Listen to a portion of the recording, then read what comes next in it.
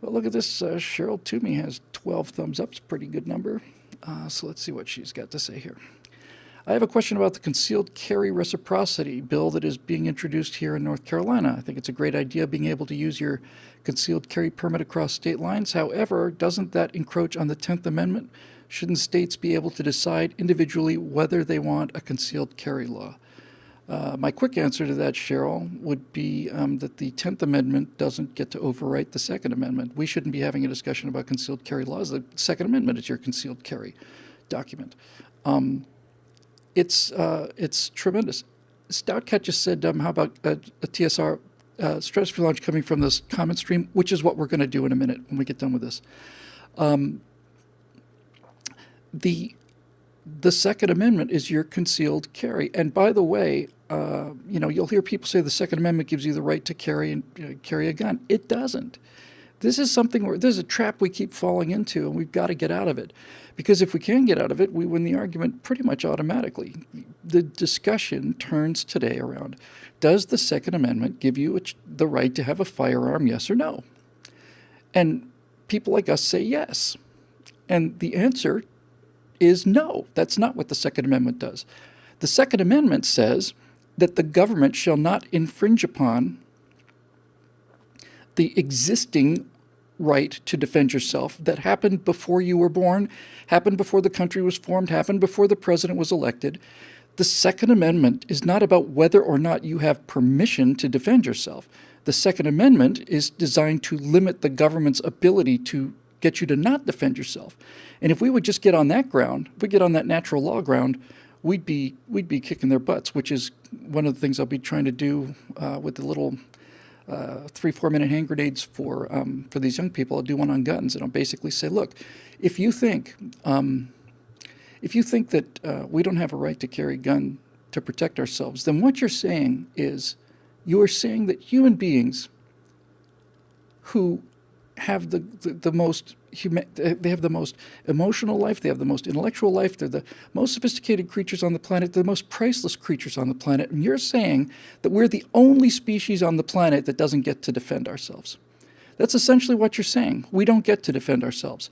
Gazelles do, bacteria does, ivy does, crawling ivy does, bugs on a tree defend themselves, they have chemical sprays or their camouflage or whatever, but we're not allowed to defend ourselves because we're people.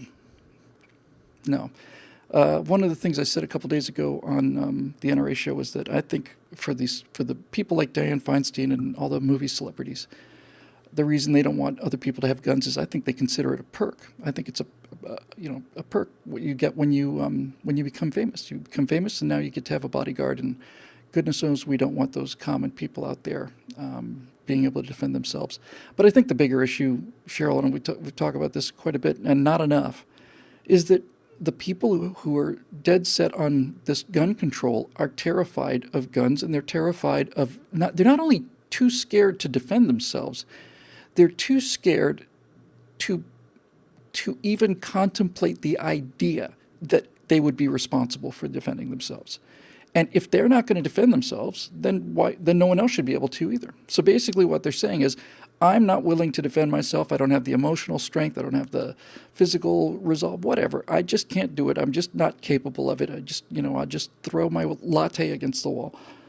So since I'm not willing or able to defend myself, no one else should be either. And I'm just not going to buy that argument. This is why we need members, folks, because this is the kind of messaging that actually wins arguments, and no one seems to be able to come up with it. I mean, really, no one seems to be able to see where we should be standing. There's all these hills around here that we just sitting there open, we could just go up on top of and defend forever. But no, we don't even understand the moral lay of the land in this ideological war, and that's exactly what it is. So yeah, the question isn't about a 30-round magazine. The question is, does a 98-pound librarian have the right to save her life against, 3 armed 200-pound men? Yes or no? Yes or no? So as far as the concealed carry reciprocity, it's specifically to answer your question.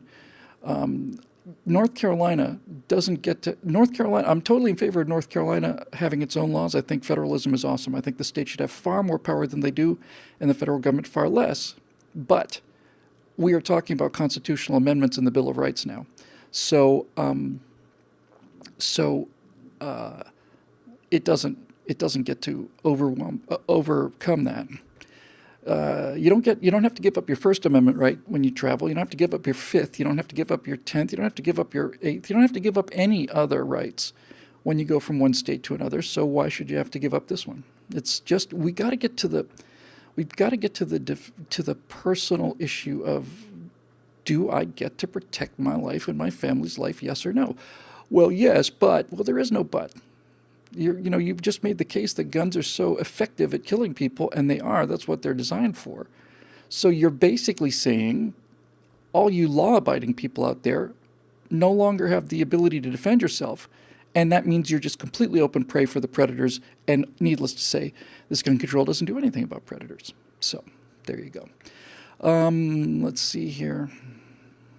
I kind of want to just go...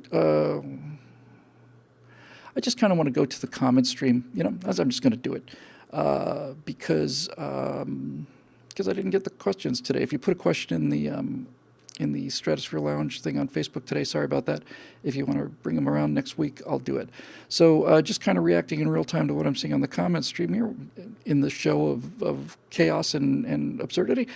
A lot of comments about Rogue One and that the new Star Wars film, Rogue One, and people asking if I liked it and so on. I loved it. I thought it was great.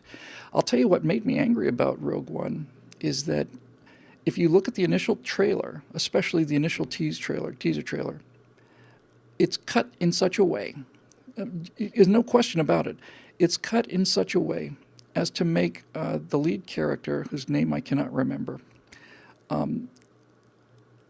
it makes her into this super badass warrior. It's like she's a rule-breaking rebel, and she's the one who's constantly out there getting into trouble, and she's a master fighter, and we need to get somebody who's just, really kick-ass commando kind of thing. And they just turned her into this kind of, Scarlett Johansson, Black Widow kind of thing. And I thought, come on, do we really have to do this, honestly? But I'll tell you, it wasn't that at all, at all. I thought she was great. I thought the lead was great. The fact that he's Mexican with a Mexican accent, I think that's awesome. I think it's fantastic. I don't think we have to make them all Mexicans, but I think it's fantastic. And apparently, there are huge numbers of people. You hear anecdotal stories about a couple things, so that means there's much bigger numbers behind it. But there are huge numbers of people who basically wept when they saw a big movie, a big American movie, Star Wars movie, with somebody speaking with a Spanish accent. And I thought, okay, it's really cool. My sister told me about this once. She said, when they updated the emojis on the iPhone, if you haven't seen them yet, you're not communicating with most of the younger people today, but they've got these emojis, they're little faces. You used to be able to type in a, colon and a bracket for a smile. Well, now they've got hundreds, if not thousands, of these little pictures, and you can actually learn how the Egyptians spoke, because I can tell stories with those little hieroglyphics. But in any event, they did an upgrade on the Apple's mobile software, and in the update, they went from it being a yellow thumbs up to being a thumbs up of any color you chose, and the same for prayer hands, and the same for arms and biceps and all that. You could push the button, hold it there, and instead of the default yellow, you get white, brown, red, everything. And my sister said that two people that she worked with down in Florida were practically weeping at how good they felt about that, how good it felt for them to be included. This is something we do take for granted, I think. Certainly something I take for granted. Because, as I said earlier, my theory of this country is it belongs to everybody who wants to be a part of it and who gets it. I don't, I think these were, one was a Filipino woman. I don't see her as a Filipino woman who's not part of this culture. I think she's an American, and she's welcome to be here. And that's how it feels to me. I really genuinely don't see any color out there, but I know some people do, and sometimes it's cranked up into something ridiculous, and sometimes it's genuinely honest, like some of the stories I heard about the lead from Rogue One. The Rogue One, I'll tell you something else I liked about Rogue One, and I know a few people haven't seen it, so I'm not going to give any spoilers, but it's self-contained, and maybe that's why I liked it so much. I mean, the entire point of the Star Wars trilogy, as we've seen it up to now, is that it is one giant story, and we have a rough idea of how it goes. A rough idea. And so we know certain things, are not going to happen. They threw Han Solo away in the first movie, but Luke Skywalker's not going to die in the first 2 minutes of the next movie. And so this movie was just such a self-contained story. It had a close, and it was a very poignant movie, I thought. Much more adult movie in a lot of ways, in a good way. The visuals are just shockingly good, but it's a good story, and it's well told. And a couple of liberals are having a problem with the fact that this is the first Star Wars movie that shows the Star Wars is actually war, because people get killed in it, and not just stormtroopers going down. There's explosions and people flying through the air and guys getting hit and going down, and it's a lot more violent than anything that we've seen before, which gives you the impression that somehow there's a war going on out there in the stars. And yeah, I just loved it. I thought it was fantastic. All right, let's see what we got here.